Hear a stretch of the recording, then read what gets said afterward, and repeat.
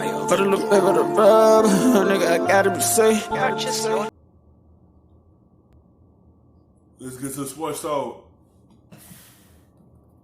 Herbert showed a side of him that we hadn't seen all season long, racking up more yards on his 5 designed rushes than he had over the first 13 games of the season combined. He hadn't scored a touchdown on a designed rush since the 2018 season opener against Bowling Green prior to last night, so it was fun to see him run the ball. Let's put Justin Herbert into some perspective. An hour ago, we talked about Tagovailoa, who might go back to school. Justin Herbert, a year ago, could have come out and would have been a first-round pick for sure. Yes, and he went back to school. Has he helped his case as far as the NFL is concerned? I think he's helped it a little bit, but probably not as much as he thought that he would, and it all goes back.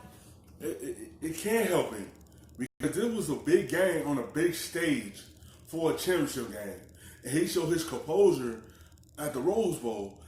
It will open eyes to scouts and teams about Justin Herbert. To that first game of the year against Auburn that they lost, and everyone said, well, he can't win the big game, and it ended up being Bo Nix, the freshman on the Auburn side, that won that game.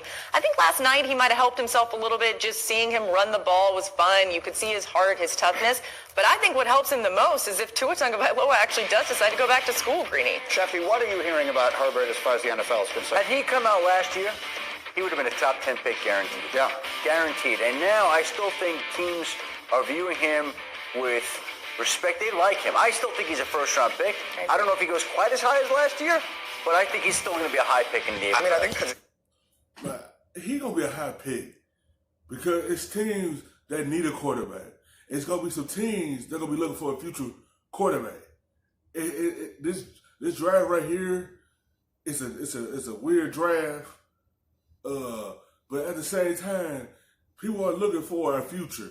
And the way Herbert showed what he could do on the big stages, the first game against Auburn, it was a big game that he lost, and he had to make up for it in this game. And he did against a defense that's like an NFL defense because they coach have a background being in the NFL. But on the big stage of Mahomes, he showed he could do it at the big time level. And I feel like in this draft, everyone's looking for their future. And he going to be a good draft pick.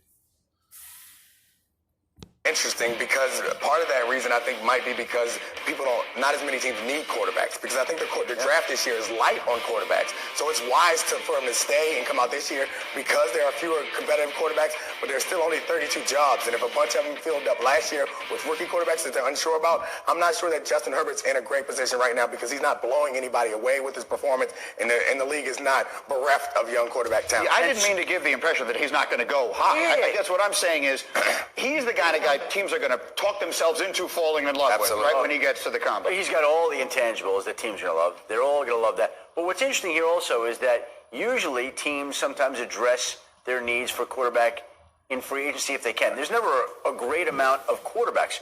But this year, though, you got Miami, they need a quarterback. You got Tampa, they need a quarterback. Both of them teams don't really know. Well, Miami know they want a quarterback. Because it's Tua go out to Alabama, which he should not go back, but they going to need one. And Herbert is going to be in that draft, and they're going to be looking forward for him. Even though they don't know what they want to do with Rosen, they still have Ryan Fitzpatrick, but they still need a quarterback. Tampa still, they need one, but they don't know what they're doing with Jameis Winston. So those two need one. Like, if he would have come out last year when people needed a quarterback, but there's some teams this year need a quarterback. we have a free agent quarterback class that is the most decorated free agent quarterback class ever. I'm not telling any of these guys are leaving. I'm not telling any of these guys are moving on. But Tom Brady's contract's up, he's a free agent. Phillip Rivers' contract up, he's a free agent. Drew Brees' contract up, he's a free agent. Teddy Bridgewater's contract's up, he's a free agent. Jameis Winston's contract's up, he's a free agent. And then we also got guys who are likely to be traded. Like, I assume that Cincinnati wants to move on from Dalton and Carolina wants to move on from Cam. I wouldn't say Carolina wants to move on. I wouldn't say that. Yeah, Carolina's keeping Cam on. The Bengals, they go after Joe Burrow. There's a lot of teams that need one. Like, if the Patriots move on for Tom Brady, they're going to look for someone to take over in the new era of New England football. They're going to look towards someone that they can try to mold into their next great quarterback.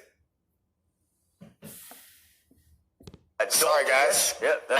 He knows more than Listen, Herbert's going to look the part, though, at the combine. People are going to like how he looks at the combine. I think it's the footwork and maybe some errant throws that he's had, but he'll look prettier than maybe an old Tom Brady. Anyway. Thanks for watching ESPN on YouTube. For more sports and analysis, download the ESPN app. And for live streaming sports and premium content, subscribe to The best, stuffing them shits in the safe. Got me a spot out the way. Nigga just trying to be safe.